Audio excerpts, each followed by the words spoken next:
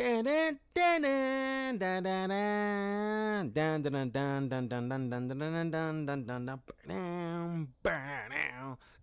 freaking love that theme song.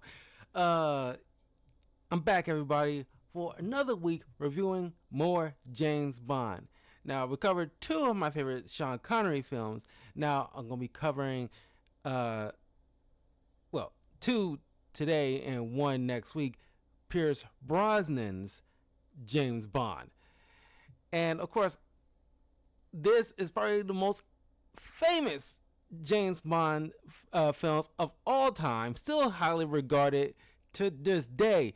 To this day, highly regarded as like one of the bangers of James Bond films, Goldeneye.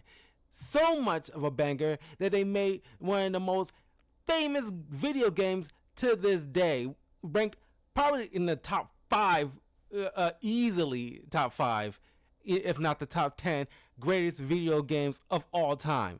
So, of course, I'm super excited to talk about this. And yes, contrary, it's not really much of a contrary to popular belief, but it's kind of obvious that I love this freaking film.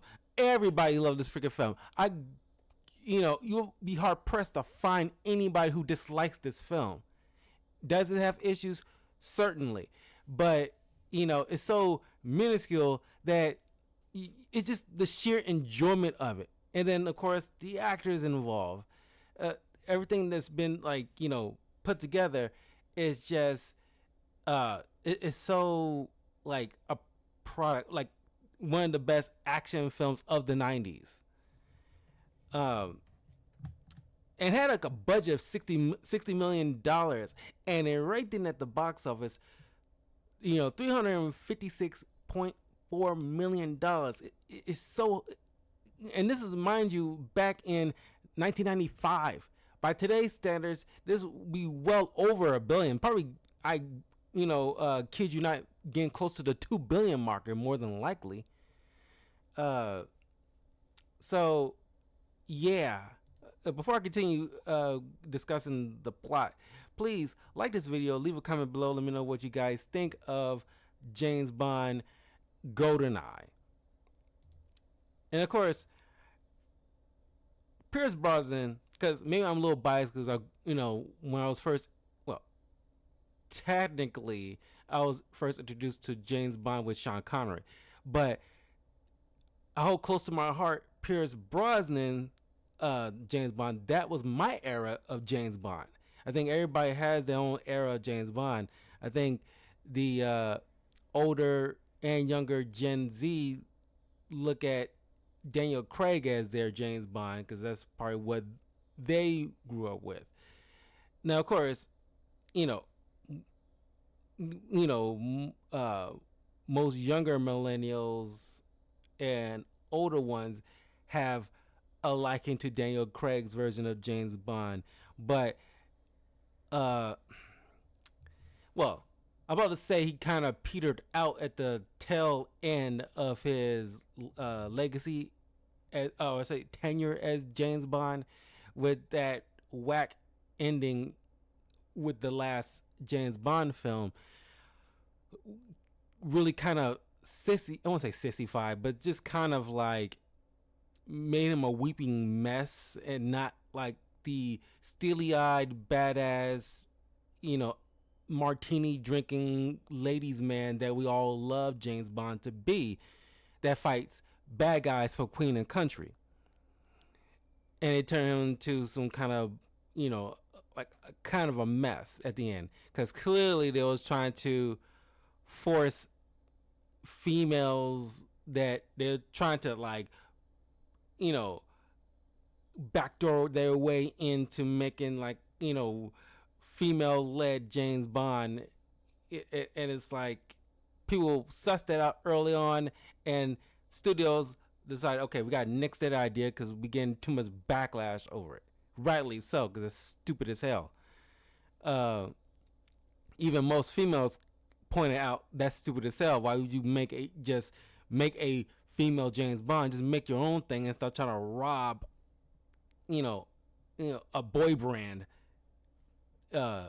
because you're trying to ride the coattails of a classic male branded character that's designed specifically for a male demographic, male centered stories, and try to slap a female paint on it, and it doesn't work. Just make your own original thing. It's not that freaking hard. You're just being lazy. And so you rightly would get backlash for it. So that's why that last James Bond film not even counted on the list of the Daniel Craig stuff I'm going to cover.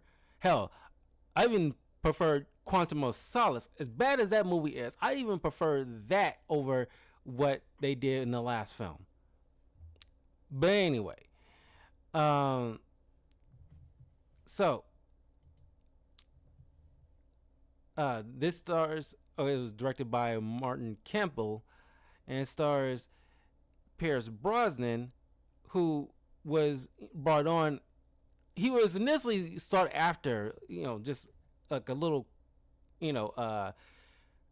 fun fact here. He was initially, well, let me give you like verbatim here, to replace Dalton, who was the prior Bond before Brosnan.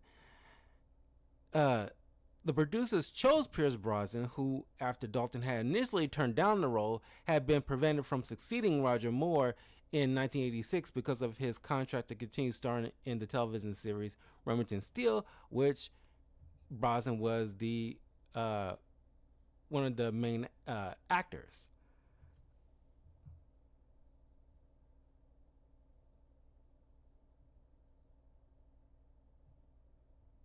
Sorry. Uh, uh, he was introduced to the public at a press conference at the Regent Palace Hotel in June of 1994 before negotiating with Brosnan. Mel Gibson, Hugh Grant, and Liam Neeson passed on the role. Neeson said that his then fiancée, Natasha Richardson, wouldn't marry him if he accepted a role, so that's why he turned it down. Did not know that. Broccoli and Campbell met with Ralph Fiennes to discuss his taking the part. Ironically, Fiennes later portrayed Gareth Mallory aka M in Skyfall, Spectre, and No Time to Die in 2021. Paul McGann auditioned the role and was the studio's second choice if Brosnan turned it down. Brosnan was paid $1.2 million for the film out of a total budget of $60 million.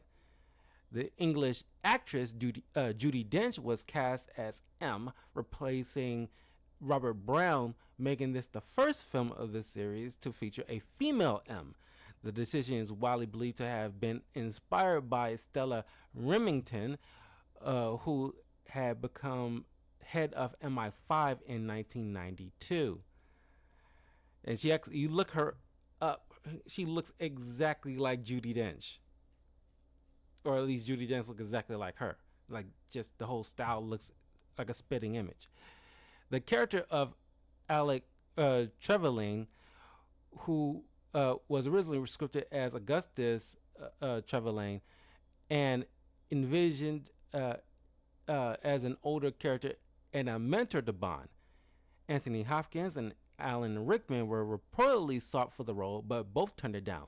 Sean Bean was subsequently cast, and the character was rewritten as Bond's peer.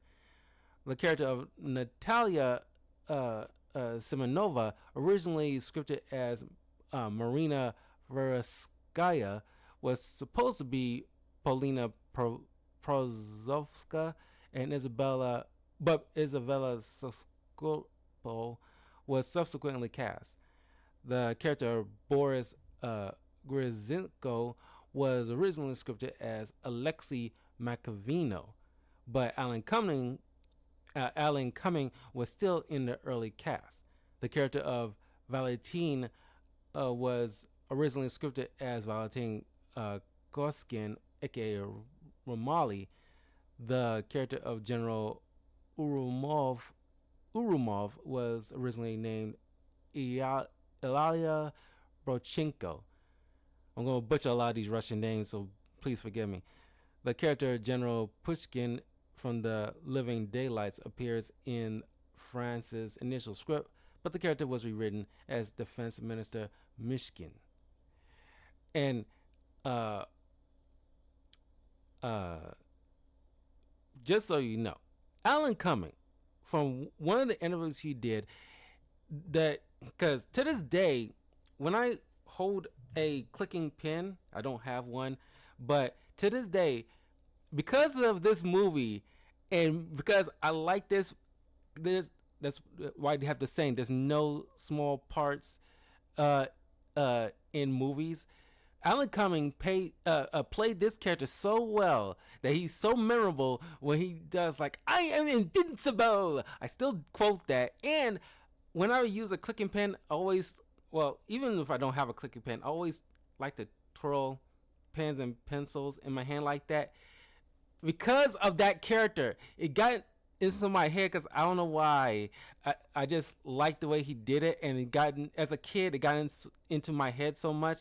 I tend to do that when I have like a pen or pencil in my head, and if I have a clicker of a pen, I do the clicking thing.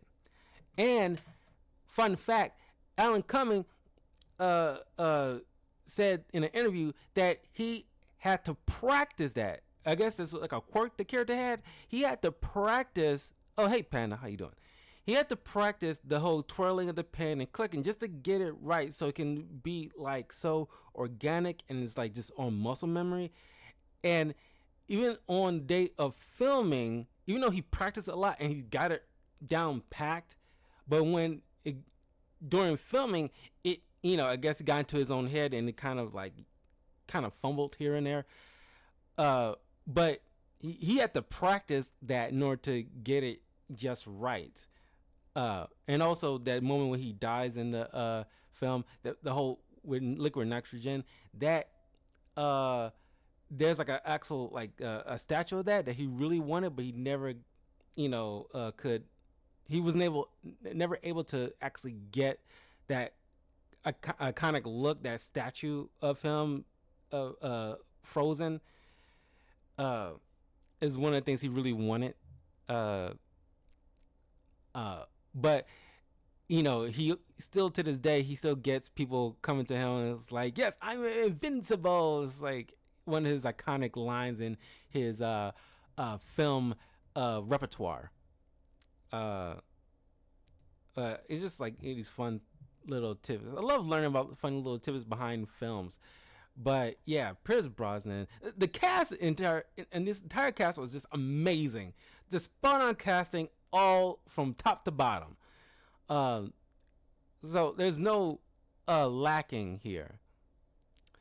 So we got Pierce Brosnan as James Bond, Sean Bean as Alec Trevelyan. Oh, by the way, another fun fact.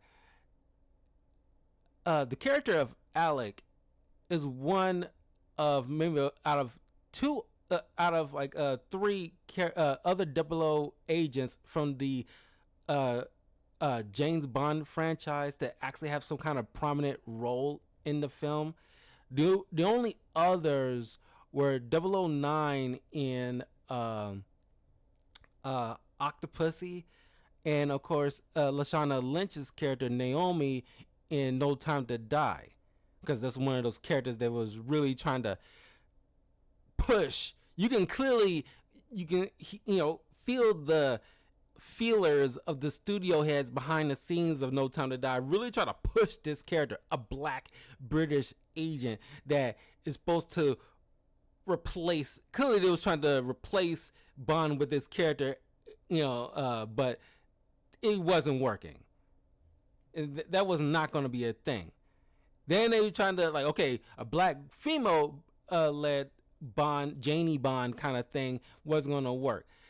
Then they tried to let's try to get like a black British man, but even still, this role, and it's just the whole DEI thing that was really running rampant at that time, and it's just trying to you feel it all throughout Hollywood and certain studios that there was really any a character that is led by a white person, or this was initially had a white portrayal, especially from a long running franchise, tried to replace them with a person of color, especially a black person. And we collectively should say no, don't do that. Because there are certain things that is meant for white people. Like they did that with The Little Mermaid. They tried to do that with James Bond. They definitely was trying to do that with Superman. And it's just like, there are some things that aren't meant for us. There are certain things that are meant for white people. I hate to break this to you. And like, I, as a black person, would not want a black James Bond or a female James Bond or Janie Bond. This is meant for a white, straight male character. That's it. That's what we come to expect. That's always been the thing from the books to the movies to the video games. That is this particular character. That is their thing.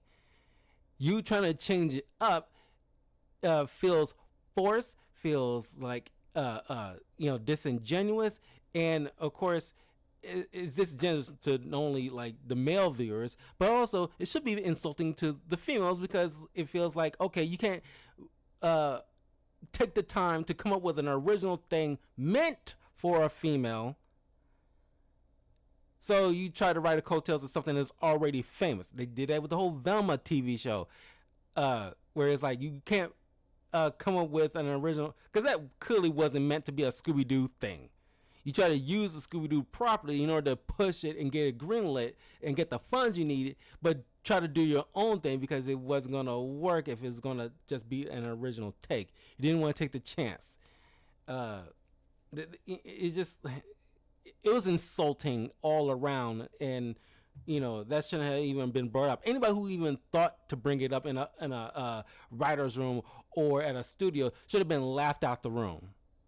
I'm sorry. I'm very passionate about that, because there are certain things that, like, we all grew up with, and it's been like one particular thing, and you're trying to force a widespread change for no other reason but PC points. It's just insulting all around. I'm just, sorry, get off on a little rant there. Okay, back to the casting. And it's my first introduction to Sean Bean in any kind of property. 007 Goldeneye was the first time I was introduced to Sean Bean as a character. And it wouldn't be until maybe a few other movies later that I've seen him in that there was the running joke that I kind of caught on, that Sean Bean always dies in all his films, except for maybe a few, like one of them being the National Treasure films. But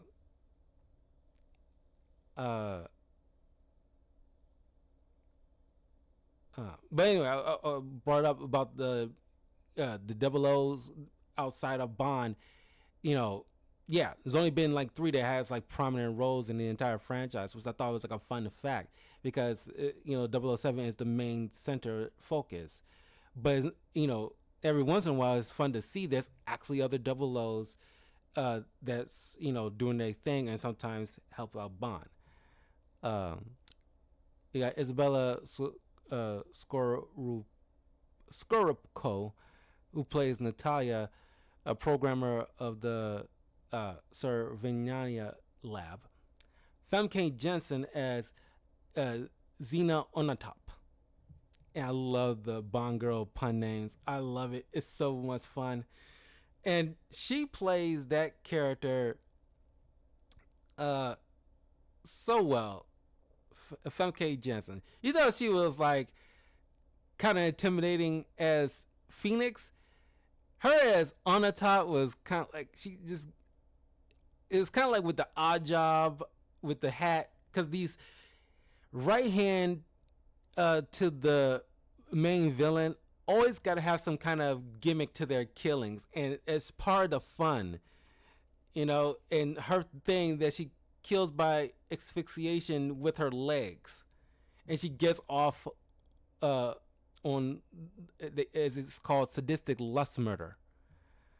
We got Joe Don Baker as Jack Wade, a veteran CIA officer, which I'm shocked they didn't make this character, um, what's his name, uh, Felix Leiter. And Baker played a villain named Brad Whitaker in the Living Daylights. So it's fun to have him uh, uh, in, because it was in the Dalton one, and now he's in this Brosnan version. Robbie Coltrane plays Valentin Zukovsky, a Russian gangster and ex-KGB officer. Tekshi Karyo as Dmitry Mishkin, Russian defense minister. Gottfried John plays General Grigorievich. Alan Cumming as Boris. Michael Kitchen plays Bill Tanner, Emma's chief of staff. Desmond Desmond Llewellyn as Q. Samantha Bond as Miss Moneypenny, and Judi Dench as M. So the movie begins. By the way, just a fun fact before I get into it. I played the heck out of the Goldeneye video game. Of course, it was one of the first multiplayer games, that Call of Duty eventually would ape off of.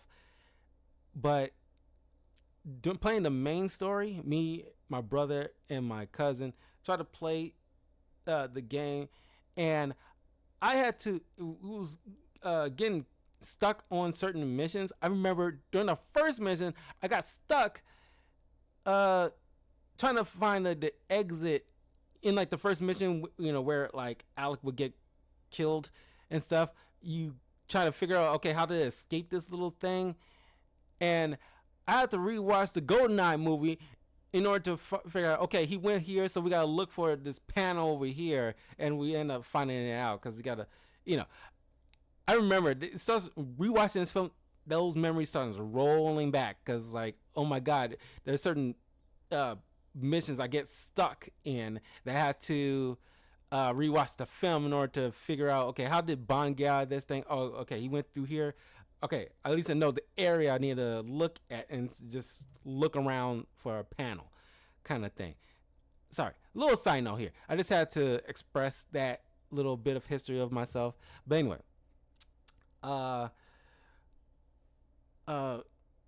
so they 007 and 006 infiltrate this Soviet what is it, chemical plant kind of thing? Yeah, chemical weapons lab. And they try to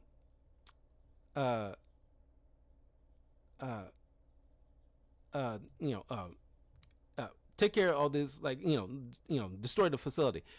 Alec gets caught and seemingly executed, and Bond makes his escape.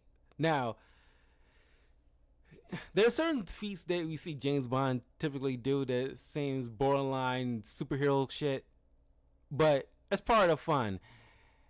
But we see him like ride on a motorcycle, chasing after a plane so he can fly off of it, and then dives towards a falling plane, get inside the cockpit, and wrestle the controls to fly out of the area.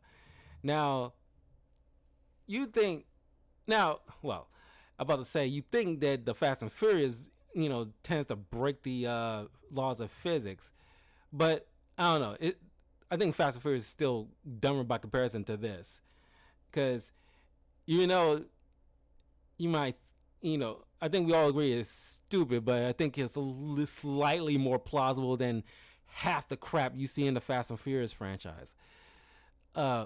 But he makes his escape, and uh, we see Natalia uh, uh, witness uh, General Gregorievich and Onatop steal the Goldeneye mechanism from this Russian facility, kill everybody except for Boris, who turns out to be working for uh, uh, them. They're part of this Janus crime syndicate.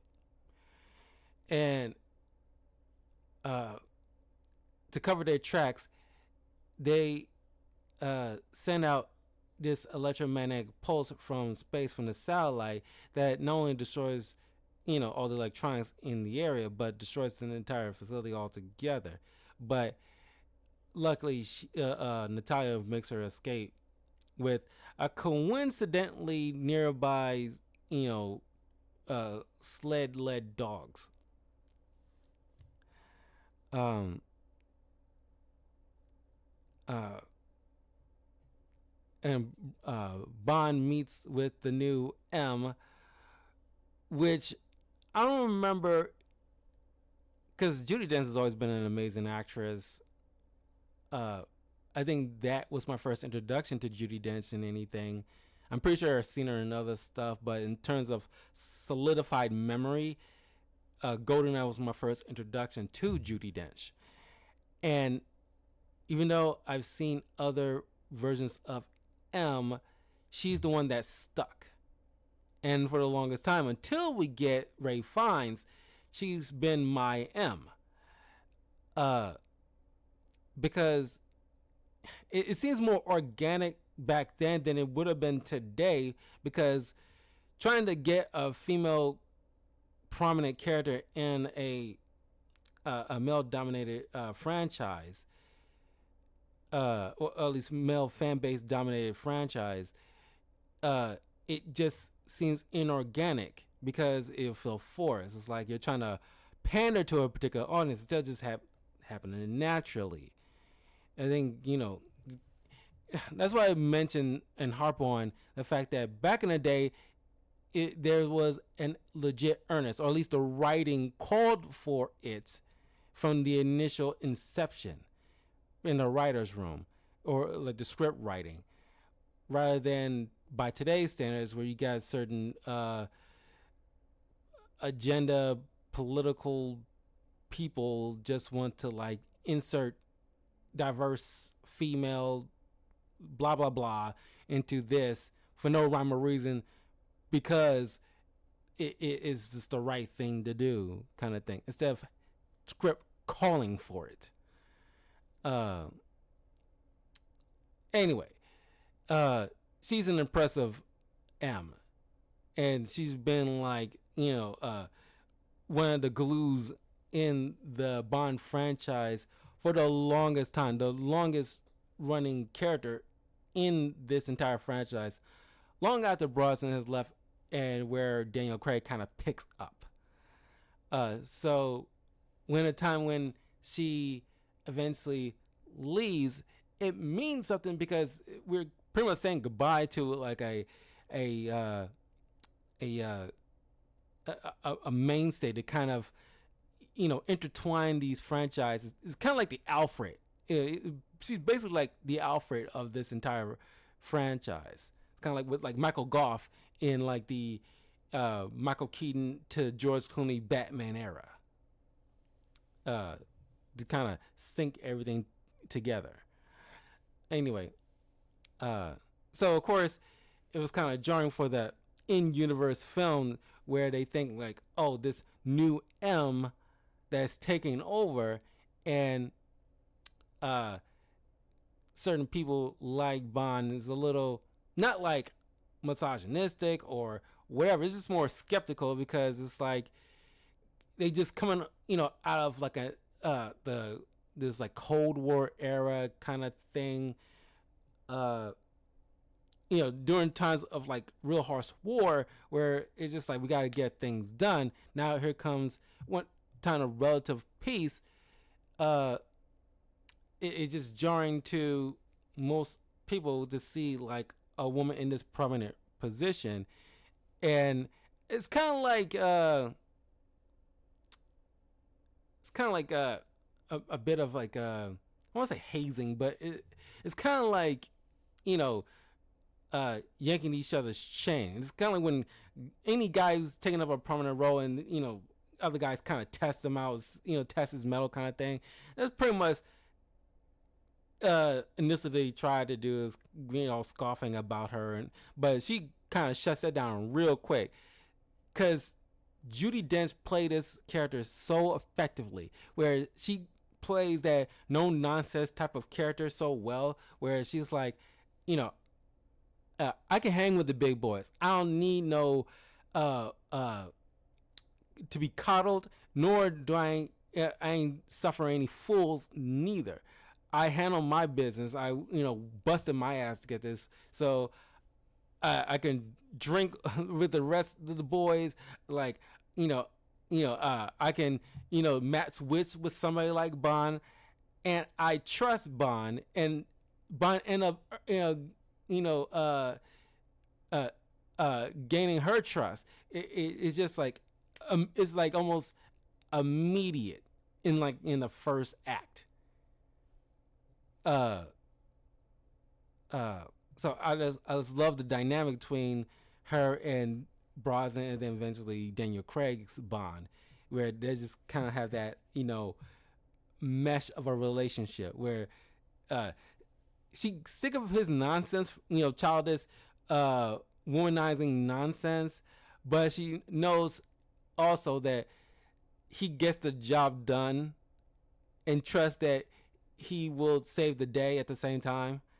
The dynamic is so well handled, and the actors are the ones that bring this to life. Bravo to both Brosnan and Judi Dench in their roles. They set the tone between like an M and a Bond. Anyway, Bond eventually investigates he ends up going to Monte Carlo. He's trying to figure out about the whole figure out that only way they can get this classified, you know, item, which is the MacGuffin Goldeneye, is the fact that at least the general is the only person with that high of a clearance outside the Russian minister, possibly, in order to gain this particular access to this, you know, pretty much globalized weapon. So he ends up going to Monte Carlo. He ends up meeting with Onatop, who he had like a run-in earlier in the film. He beats her at a card game, and like I said, I love when Bond makes great puns in all the franchises. It's like you gotta have it, but his interactions with the Bond girls is also fun. With, you know, Christmas Jones, Ivana Onatop, it's just like there's so much fun, and of course, the fact that he has to acknowledge the fact that how quirky and punny their names are. I thought Christmas only came once a year. That kind of thing. And of course, I love when Money Penny and the others kind of join in on that kind of stuff. I'm sure you'll be on the top of things. Or it's like the other thing, like a pump her for information. That's in the next film I'll be reviewing. But I'm just saying, it's just I just love the writing in this is so good. It's so good. It's just, and of course, as I mentioned earlier, it's not just Daniel Craig, but Pierce Brosnan's Bond kind of petered out for writing reasons, less so pandery reasons. But he still was more consistent in all his films. So Onatop, you know, messes around with this naval captain, ends up killing him during sex using her legs. Uh, uh, the Russian general Gogorovich, uh, uh, and her steals his you know badge, infiltrates this uh, this like reveal celebration of this uh, chopper. What is this kind of thing? This military demonstration of this Eurocopter Tiger. They end up stealing it despite Bond trying to stop them. And that's what they used in order to, because it has like a stealth mechanism in order to get close to the air to that facility in order to steal the Goldeneye thing. Crap. What happens next?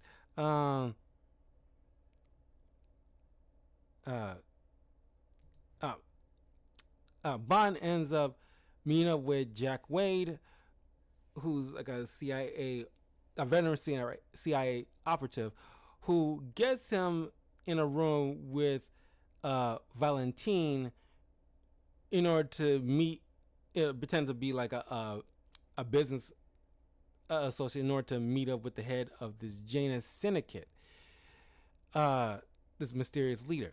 Now, of course, I love the fact that, looking back, there are certain things that Bond does that kind of come back on him because he bangs a lot of women. And most of those women tend to be, like with Valentine, he ends up banging in the past Valentine's wife. And he ends up shooting the guy, which gives him a limp for the rest of his life.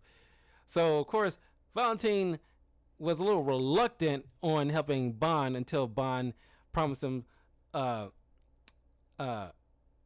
funds if he assisted him. And of course, I love the fact that Valentine is about to shoot at Bond, and of course he dip and diving just to prevent getting shot in the leg and shot in the dick because it's like I can help you with this. Like it's like yeah, Bond gets he doesn't get off scot free because he's not like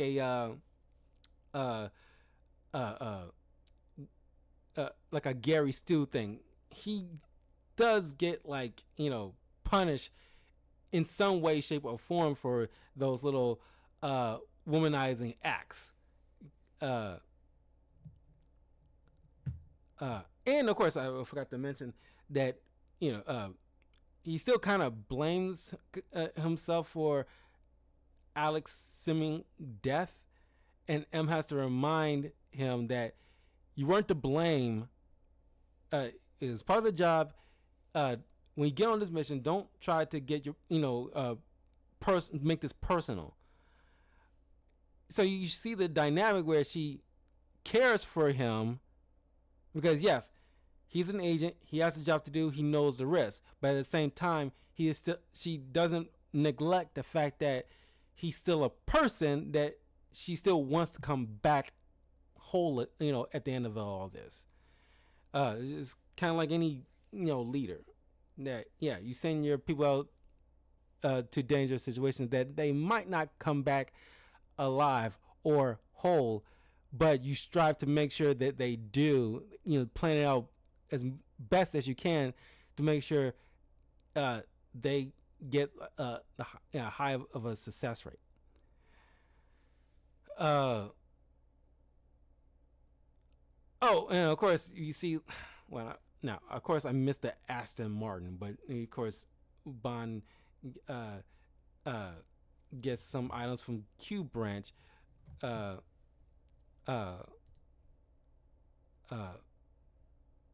Like the exploding pen.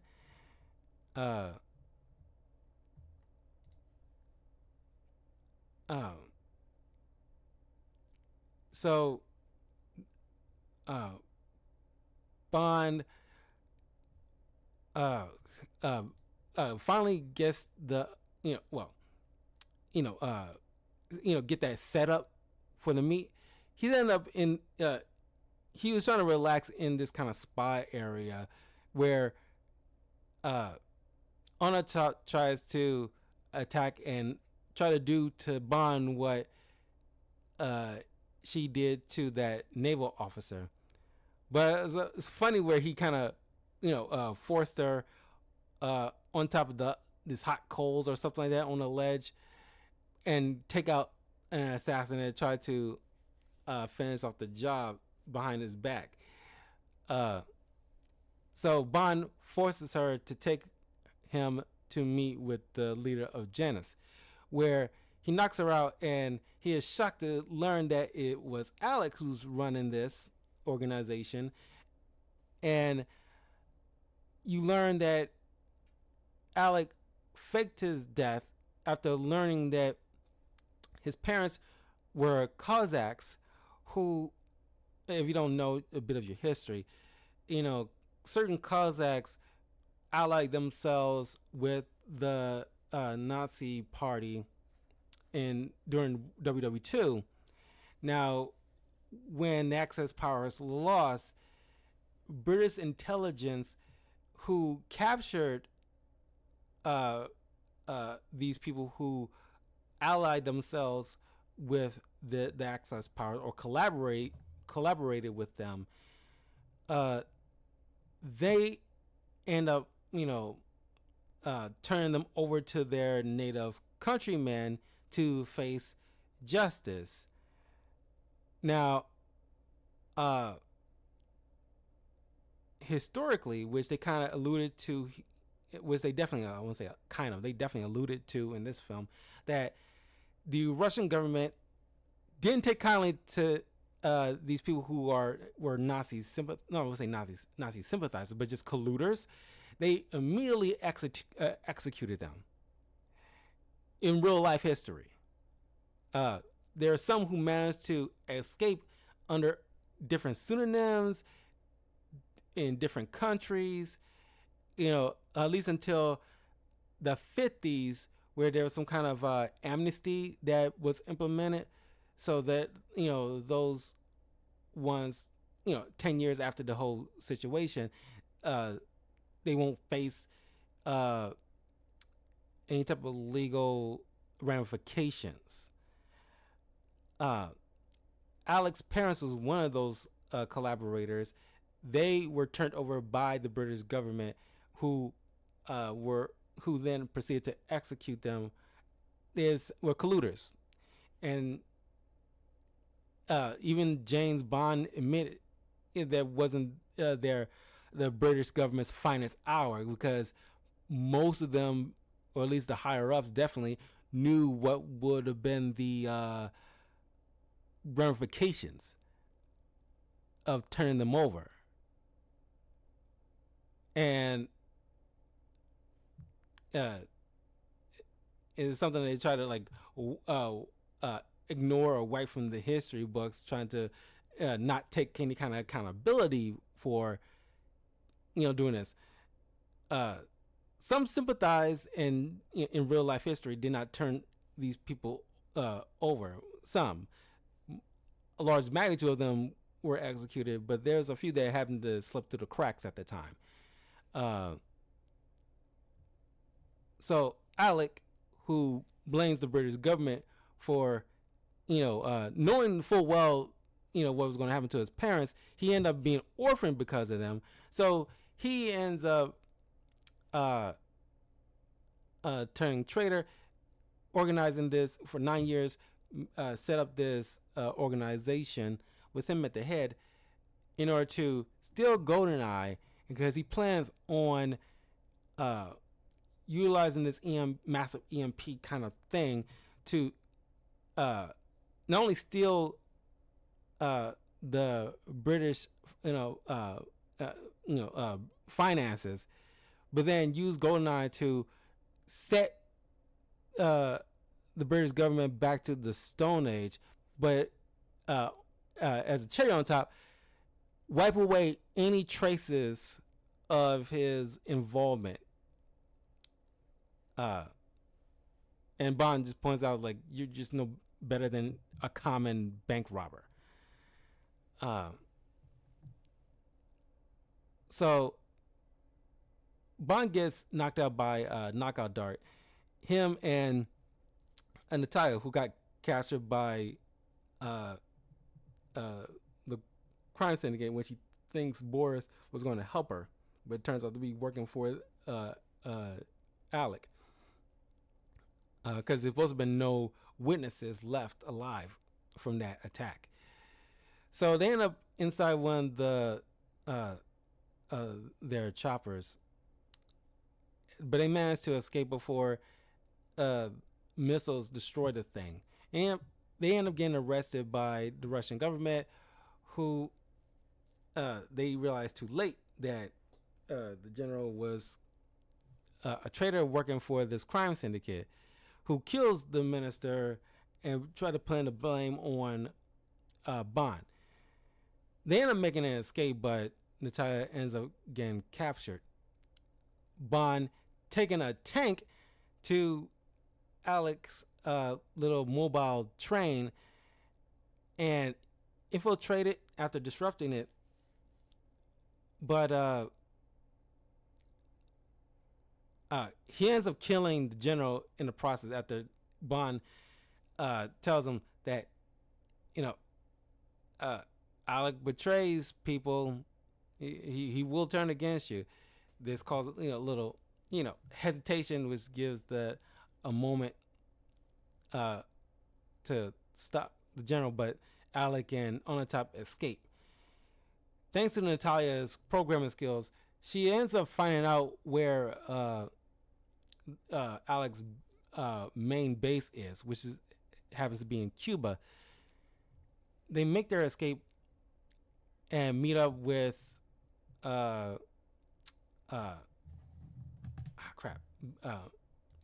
call him by his real name, Baker, but it's Jack Wade, who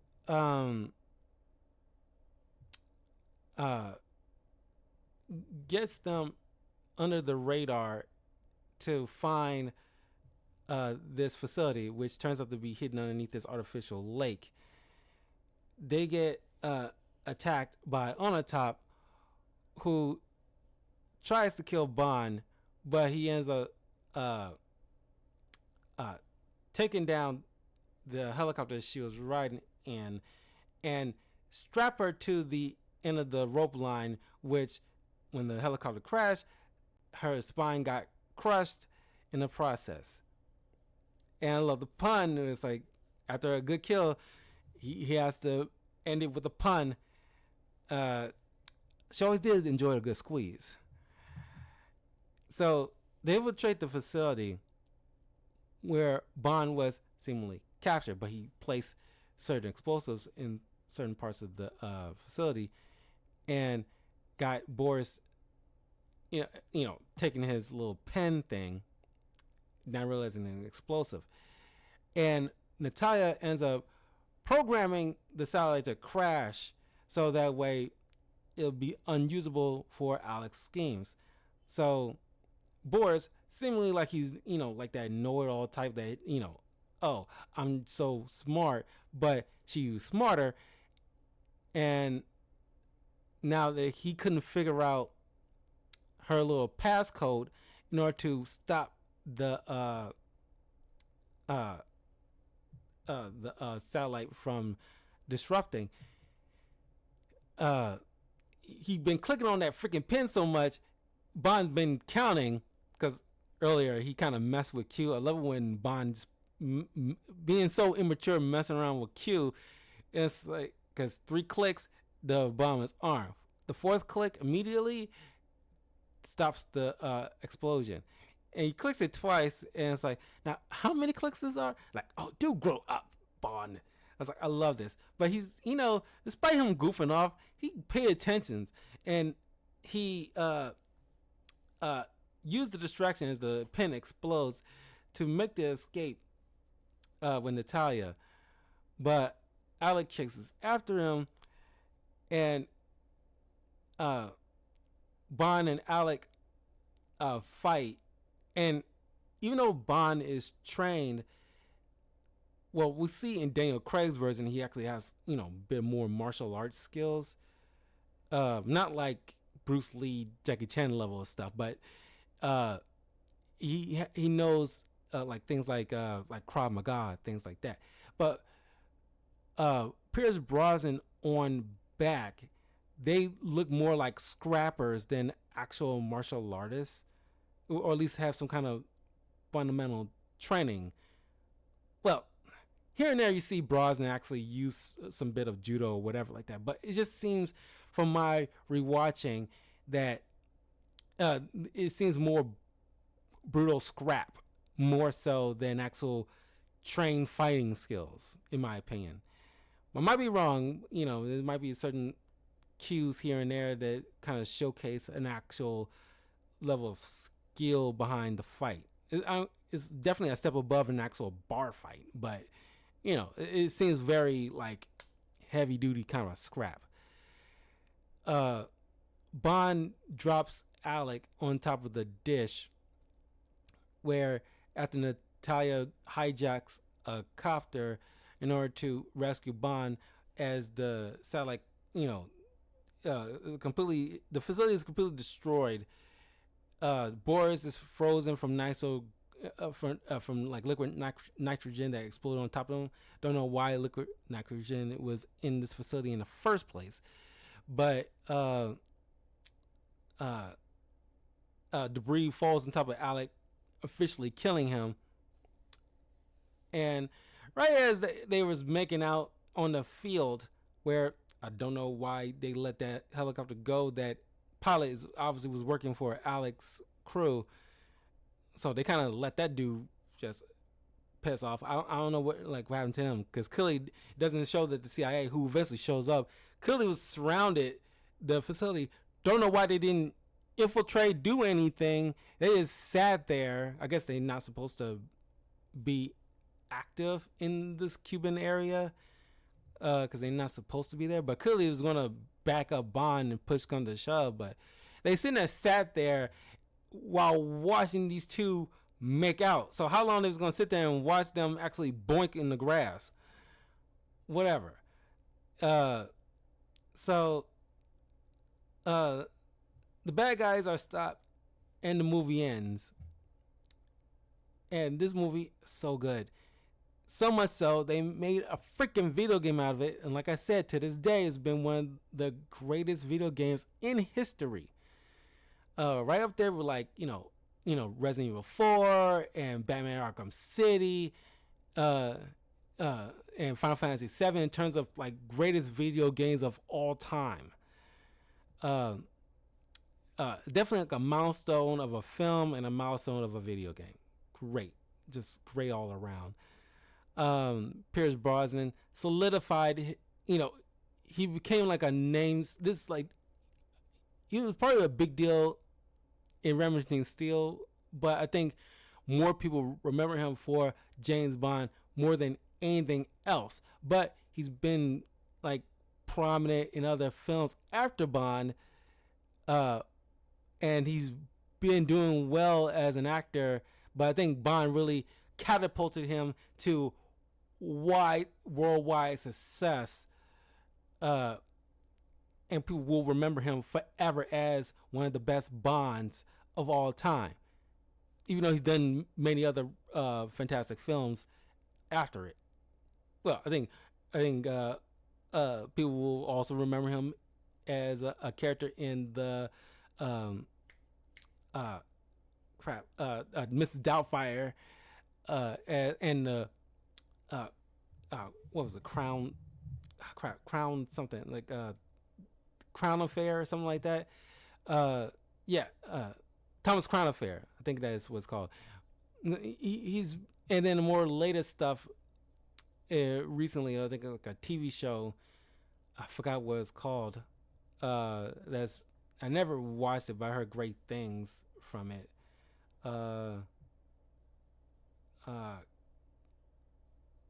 Crap.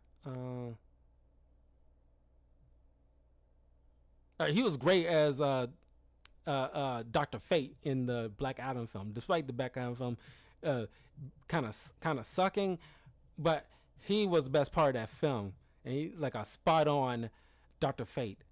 Uh, but of course, he was in like the Percy Jackson Lightning Thief film, Thomas Crown Affair, like I mentioned. Uh, uh, uh,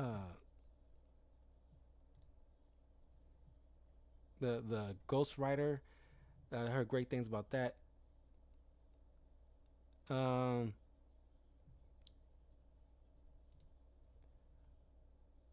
Mobland, that was the one fairly recently that's been like a breakout. I don't say breakout role. Like a big deal of a show that he was very prominent in that is getting great reviews. Oh, and I remember in like one of the Treehouse of Horrors uh, episodes in The Simpsons, he plays as the AI voice in this Ultra House 300, kind of like a House 9000, like a play on that name, and he had that voice. I love that skit in that. It's probably one of my favorite uh, moments in the Treehouse of Horror stuff. I think that one I will always remember as being my favorite one. That episode, because he was great in that. I love that. There's be more uh, Pierce Brosnan films that I really want to check out to review. But anyway, kind of meandered long enough. But this film still holds up after all these years. One of the greatest action films of all time. Definitely one of the best Bond films of all time. But next, I'll be covering Tomorrow Never Dies, which was ahead of its time. Like with Batman Forever, talking about stuff that's prevalent to this day. I think looking back on it, because people kind of crapped on it back in the day when it came out, but with time, we're looking back on it. It's like, man, with misinformation and things of that sort, it's like, man, we kind of, crapped on it unnecessarily. But anyway, I will see you guys in a little bit covering that film and then getting back to some games soon after. But let me know in the comments below what you guys think of Goldeneye. Have you played? Because they brought the game back for the Nintendo Switch, and a friend of mine had it, so I played a little bit of it, over his place. Still holds up, so much fun. Because I remember having it on the 64 back in the day and then played the heck out of it. Like, probably the most played game of all time. But in any case, I'll see you guys in a little bit. Leave a comment below. Let me know what you guys think of GoldenEye. Have you rewatched it recently? And what's the pros and cons in your eyes after all these years? And I will see you guys soon. Peace.